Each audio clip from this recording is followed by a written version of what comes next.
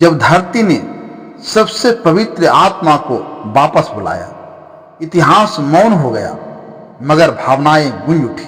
नमस्कार दोस्तों, फिर से एक बार स्वागत है आपके अपने YouTube चैनल यशस्वी हिंदी कहानी में, जहां हम लाते हैं वो कहानियां जो सिर्फ हमारे धर्म ग्रंथों में नहीं हैं बल्कि हर दिल में बसी हैं। आज जो कथा आप सुनेंगे वो केवल एक रानी की नहीं, एक माँ की नहीं, बल्कि एक ऐसी स्त्री की आत्मा गाथा है जिसका हर आंसू, हर त्याग, हर तपस्या युगों तक अमर बन गई। यह कहानी है मिथिला की बेटी सीता की और उनके धरती में समा जाने की दिव्य कथा। मिथिला की भूमि पर एक बार भीषण अकाल पड़ा।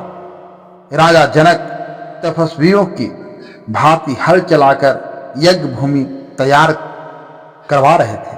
तभी भूमि के गर्भ से एक कन्या प्रकट हुई, दिव्य तेजस्वी, मुस्कुराती हुई। राजा जनक उस कन्या को देखकर समझ गए कि यह कोई समान बालिका नहीं, ये तो स्वयं धरती माता की संतान है। उन्होंने उसका नाम रखा सीता। जनक और रानी सुनैना ने सीता का पालन उतनी ही सादगी और मर्यादा में किया जितनी भव्यता से उसे पाया था। सीता बचपन से ही असाधारण थी। ज्ञान, विनम्रता, कठोर साधना और धर्म में गहरी निष्ठा। जब विवाह योग हुई, राजा जनक ने शिव धनुष को तोड़ने की शर्त पर स्वयंवर की घोषणा की। बड़े बड़े राजा जमा हुए और कोई धनुष को हिला तक नहीं पाया। तभी अयोध्या से आए श्री राम ने वो धनुष उठाया, प्रत्यंचा चढ़ाया और जैसे ही वह टूटा, पृथ्वी कांप उठी। सीता ने राम को वरमाला पहनाई और वहीं एक दिव्य मिलन घटित हुआ। शादी के कुछ समय बाद राम को 14 वर्षों का वनवास मिला। सीता ने बिना कोई प्रश्न किए उसके साथ वनवास का मार्ग चुना। उन्होंने कहा, जहां राम है वहीं सीता की अयोध्या है। जंगल में कठिन जीवन, तपस्या, साधना सब साथ निभाया। फिर आया रावण द्वारा हरण का काल।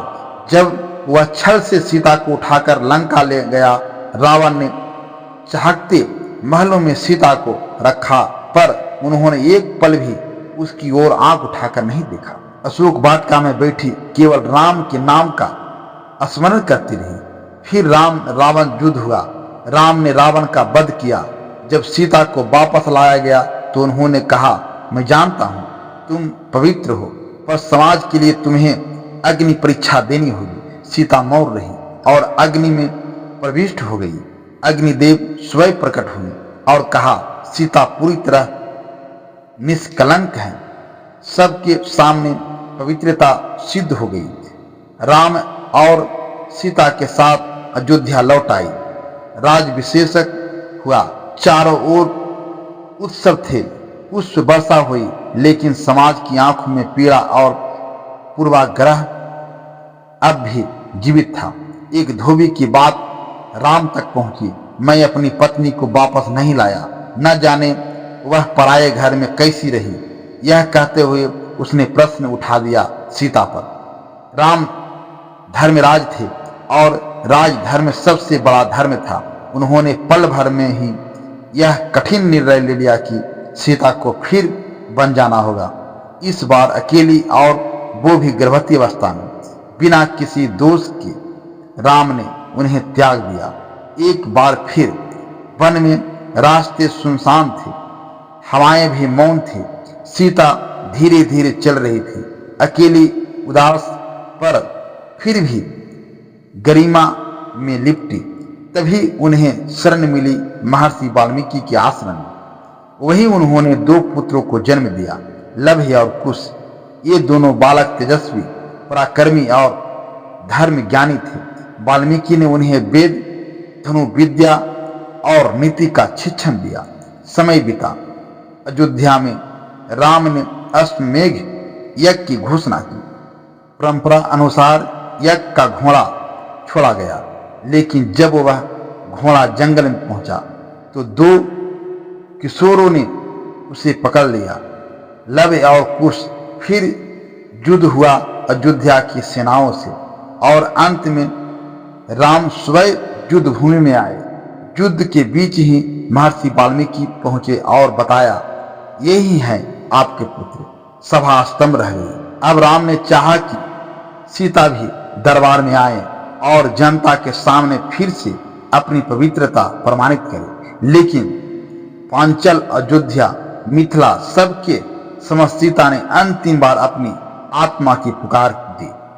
उन्होंने कहा, यदि मैंने केवल श्री राम को मन, वचन और कर्म से पति स्वीकारा है, यदि मैं हर क्षण पवित्र रही हूं, तो हे धरती मां, मुझे अपनी गोद में ले लो। वर्षा थम गई, पवन रुक गया, पंछी शांत हो गई और धरती फट गई। एक तेजोमयी प्रकाश के बीच धरती मां ने अपनी बेटी को अपने हृदय में समा लिया, जहां से उसे जन्म दिया था। उसी धरती में फिर से विलीन हो गई सीता। राम सभा समस्त देवता और ऋषि स्तंभ थे। ये न कोई पराजय, न कोई पलायन, यह था एक स्त्री का आत्मसम्मान की आखिरी घोषणा। सीता का पृथ्वी में समा जाना सिर्फ एक घटना नहीं, एक युग का समापन था। उन्होंने अपना सारा जीवन प्रेम, समर्थन और मर्यादा के लिए अर्पित कर दिया।